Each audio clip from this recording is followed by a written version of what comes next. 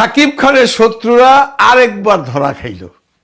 কথায় আছে না, রাখে আল্লাহ মারে কে। দেখেন বন্ধুরা, শাকিব খানের ছবি যখনই রিলিজ হয় একটা কুচক্রি মহল বাংলাদেশ চলচ্চিত্রে আছে যারা ছবিটাকে কিভাবে মার খাওয়াবে, ছবিটাকে কিভাবে ব্যান করবে, অন্যান্য যত রকম কুচক্র করা যায় সব কিছুই করে। এটা নতুন কিছু না, আমরা সেই তুফান থেকে দেখে এসেছি। তুফান, বরবাদ, আমরা রাজকুমারে দেখি নাই, আমরা প্রিয়তমায় দেখি নাই, কারণ তখন সেই ছবির প্রযোজকের হেডওয়া ছিল ভাই, উনি ছিলেন আরশাদ আদনান, মহামান্য প্রেসিডেন্টের ছেলে। ওই ছবিতে কেউ কিছু করতে পারে নাই। কিন্তু আপনারা যদি পিছনের দিকে তাকান, তুফান, বরবাদ, সব ছবিতেই কেউ না কেউ কোনোভাবে না কোনোভাবে আটকাতে চেষ্টা করেছে, সাকসেস হয়নি। কে কি করেছে, কিভাবে করেছে সেই আলোচনায় নাইবা গেলাম, পুরনো কাসুন্দি ঘাইটা লাভ নাই। এখন নতুন কাসুন্দি নিয়ে আলোচনা করি। ছবি রিলিজ তাণ্ডব, হাতে আছে 2 দিন। আমি ভিডিও করতেছি আজকে বৃহস্পতিবার, আপনারা দেখবেন শুক্রবার মানে আমাদের সুইডেনে ঈদ, হোল আমেরিকাতে ঈদ, সৌদি আরবে ঈদ, শনিবার দিন বাংলাদেশে ঈদ। এর মধ্যে কিন্তু ছবির সবগুলো হল বুকিং হয়ে যাওয়ার কথা, আরো আগের থেকে হয়ে যাওয়ার কথা। কিন্তু আমি পরশুদিন একটা ভিডিও করছিলাম, বুকিং এজেন্ট প্লাস এক্সিবিটার্স মানে সিনেমা হলের মালিক প্লাস প্রযোজনা সংস্থা একটা গ্যাঞ্জাম চলতেছে বুকিং নিয়ে।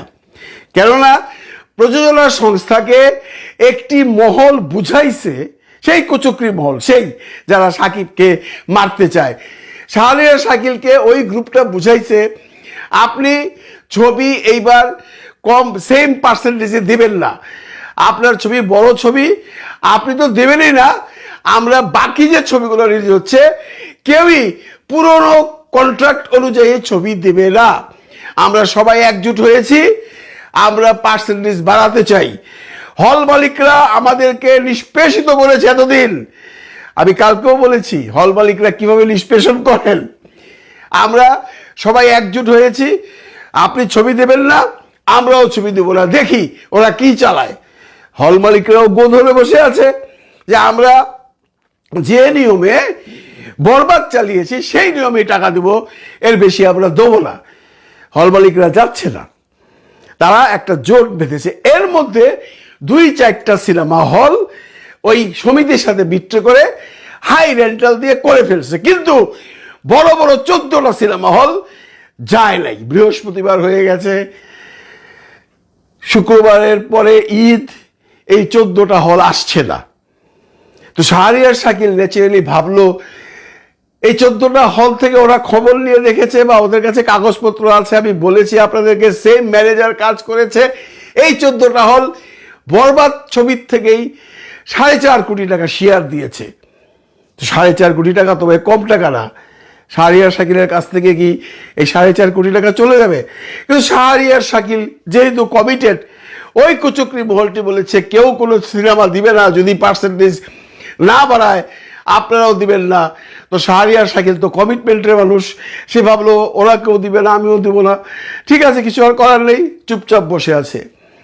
বৃহস্পতিবারে মানে গতকালকে সন্ধ্যাবেলায় শাহরিয়ার শাকিল খবর পেল যে এই 14টা সিনেমা হলের মালিক এখন ওই যে ঈদের বাকি সিনেমাগুলো আসছে ওইখানে যাচ্ছে ওইগুলো করবে বলে, কারণ তারা তো সিনেমা হল বন্ধ রাখবে না।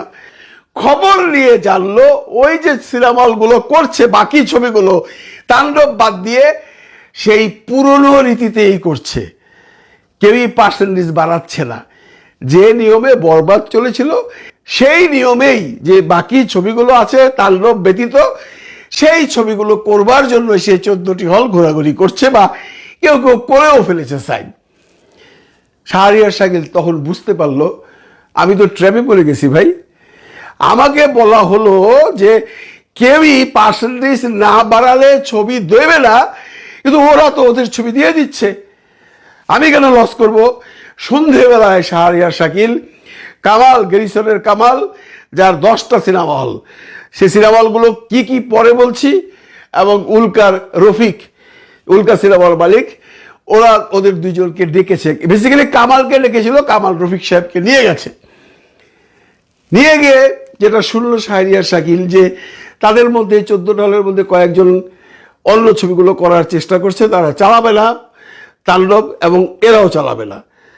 তখন শাহরিয়ার শাকিল বলল যে কেন, ওদের তো পার্সেন্টেজ আপনি বাড়িয়ে দিচ্ছেন। বললো আমরা আগের নিয়মে চালাচ্ছিলাম, আগের নিয়মে চালাবো, আপনারা যদি আগের নিয়মে চালান তাহলে বলুন।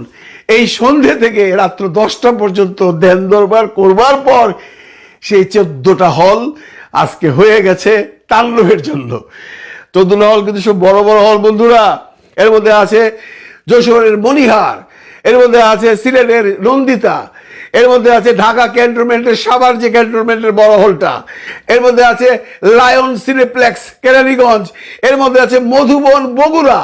এরকম 14টা সিনেমা হলে যদি কোনো কারণে তাণ্ডব না চলে তাহলে সিনেমারও একটু ক্ষতি হবে। এই ক্ষতিটাই চেয়েছিল সেই কুচক্রী মহল, যে ওরা শাহরিয়ার শাকিলকে অফ করে এই 14টা হল, বাকি যে ছবিগুলো রিলিজ হচ্ছে অন্যান্য ছবিগুলো ওরা চালাবে, শাকিলে আঙ্গুল চুষবে। শাকিল কি এত বোধাই নাকি? শাকিল ঢাকার পোলা, হ্যাঁ, ঢাকা শহরে মানুষ হয়েছে ভাই। শাকিল যখন জানলো, শাহরিয়ার শাকিল সাহেব যখন জানলেন যে আমাকে তো ট্র্যাপে ফেলে দিছে এই কুচক্রী মহলটা, আমি এদের সাথে নাই, আমি আগের নিয়মে ছবি দেব এবং আমি শিওর যে ওই ছবি যদি 4 কোটি 4.5 কোটি টাকা এনে থাকে এই একটা হল থেকে, আমি 5 থেকে 6 কোটি টাকা আনবো বলে সবাইকে ছবি সাইন করে দিয়েছে। ঝামেলা শেষ, পাবলিসিটিও দেওয়া হয়ে গেছে, কাল থেকে পাবলিসিটি হবে। যদিও একটা ছবির পাবলিসিটি আরো আগে থেকে হওয়া উচিত ছিল, কিন্তু হল মালিকরা বলছে যে তাণ্ডবের একটা হাইপ বাজারে উঠে গেছে। আমাকে এক হল মালিক বললো যে আমি অনলাইনে বুকিং ছেড়েছি, সন্ধ্যাবেলায় যখন কনফার্ম হয়েছে অনলাইন জ্যাম হয়ে গেছে শনিবারের টিকিটের জন্য। তাণ্ডবের যে কি একটা হাইপ উঠেছে এটা আমি বলে বুঝাতে পারবো না। এর মধ্যে আরেকটা ছোট্ট গল্প বলে শেষ করছি। যখন এই মারপেট চলছে 14টা হলের সাথে, তখন একটি হল হাই রেন্টাল দিয়ে একা করে ফেলেছে। সেই রেন্টালটা, আমি হলের নাম বলবো না, সেই রেন্টালটা হয়ে গেছে 15 লক্ষ টাকা, যে হল মালিক বরবাদ চালিয়েছিল 6 লক্ষ টাকায়। কারণ সে ভেবেছে আমি এই সমস্ত সমিতির মধ্যে নাই, আমি ভাই ছবিটা চালাবো। 15 লক্ষ টাকা, 6 লক্ষ থেকে 15 লক্ষ টাকায় সে বুকিংটা করেছে। আমি হলের নামটা বললাম না। এখন সে অবস্থা খারাপ। হায় আল্লাহ, আমি 15 লক্ষ টাকা দিলাম, আমি যদি সমিতিতে থাকতাম তাহলে তো 7-8 লাখ টাকা দিয়ে করতে পারতাম। হইল নি? যেমন কুকুর তেমন মুগুর। ওই হল মালিক এমন একটা বাড়ি খাইছে ভাই, 7 লাখ 8 লাখ টাকা হইতো না রেন্টাল। শাহরিয়ার শাকিল কি বলছিল যে আমাকে বরবাদের চেয়ে একটু বেশি দেন, তো বরবাদ 6 লাখ, এটা 7 লাখ হইতো। উনি একা একা যায় 15 লাখ করে ফেলছে, ভাবছে যে আবার আশেপাশে তো কেউ চালাবে না, ওর পাশে আরো সিনেমা হল আছে বরবাদ চালাবার জন্য, তাণ্ডব চালাবার জন্য রেডি। ও ভাবছে আমি একাই চালাবো, কারণ সমিতির সাথে শাহরিয়ার শাকিলের গন্ডগোল, কেউ চালাবে না, আমি একলা চালাবো। 15 লাখ সই, সব টাকায় আমার। এখন ওর তো কপালে হাত। এরকম ঘটনা আরো ঘটছে, এরকম ঘটনা আরো ঘটবে। সাকিব যতদিন এই জায়গায় আছে, এই লেভেলে আছে, এই প্রবলেম চলতেই থাকবে। কারণ চলচ্চিত্রের একটা গোষ্ঠী আছে, যে কোনোভাবেই পারুক সাকিবকে হেয় করতে হবে, সাকিবের ছবিকে মারতে হবে, সাকিবের ছবিকে ব্যান করতে হবে। এখন লাস্ট যেটা ছিল, ব্যান ফের কিছুই করতে পারে নাই। এখন তাদের লাস্ট টার্গেট ছিল ডিস্ট্রিবিউশনে গন্ডগোল লাগিয়ে দাও, সে এক্সিবিটার্স মানে সিনেমা হল মালিক ভার্সেস প্রডিউসারের সাথে গ্যাঞ্জাম লাগাই দাও, হলগুলো চলে যাক। কারণ আপনারা একটা জিনিস মার্ক করেন বন্ধুরা, এই যে হলগুলোর নাম বলবো, মধুমিতাও আছে এর মধ্যে।